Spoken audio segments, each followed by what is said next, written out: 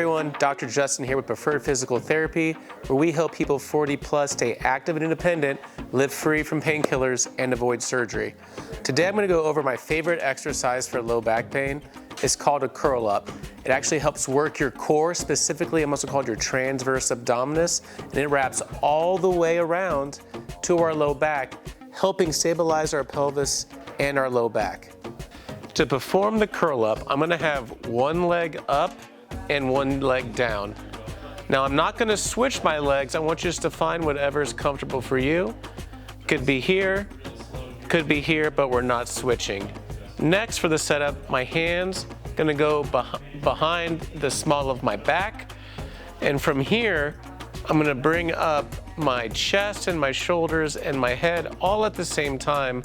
It's almost like a mini crunch, like so, and I'm barely coming off that pillow, as you can see. So I'm going to hold this for 10 seconds, and then I'm going to come down. What I don't want is just the head coming up like so. Really keep maintaining a neutral spine. Head, shoulders, chest, all kind of raise up at the same time. If you're feeling a little bit of a strain in your neck, you can add a second pillow.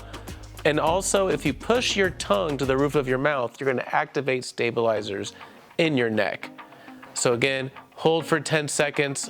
You want to do 10 times, and this is really going to help increase endurance and strength through that transverse abdominis, which will help stabilize our back and our pelvis.